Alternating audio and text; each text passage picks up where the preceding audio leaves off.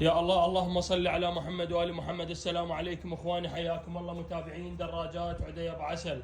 اخوان، السجنز الليد اللي مزوده ان شاء الله مثل ما تلاحظون اللي نشرت البارحه الدراجه. اللهم صل على محمد بالتزويد وبالجماليه وبالجداديه.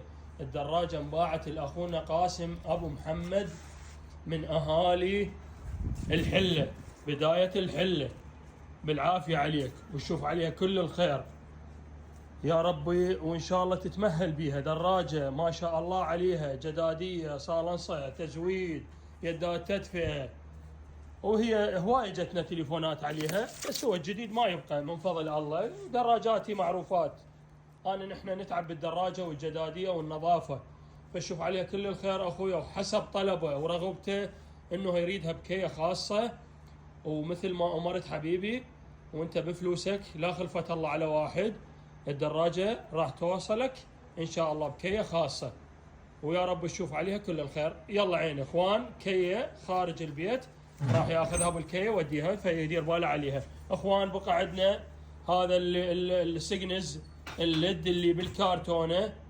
عندنا هذا السجنز الاحمر ماشية 9 وشوية، هاي يمكن ماشية 10 وشوية، وهاي ماشية 9 وشوية، هم جديدة. وعندنا سجنز فحل، هاي بالكارتونة، من اقول لك كارتونة اقتنع بعد. وعندنا هاي الاصيلة جديدة همين فحل، اخر فحل ابيض، اخر فحل ابيض. وعندنا هذا هم الليد بعده ما مبولش بترابه. واضح حبايب قلبي؟ ذني اخر القطع، اخر القطع اخوان. وعدي الفحل، استغفر الله، ام الاشرطة الخمسينية داخل البيت.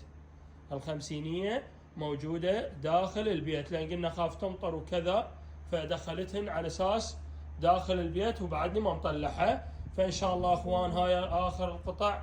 وأخوان، السجنز الليد المزودة انباعت، وما عندي أي مزود، اللي بقى كله بلادي بدون تزويد. حياكم الله، وياكم خادمكم إن شاء الله، وأخوكم عدي أبو عسل. الرزق للجميع.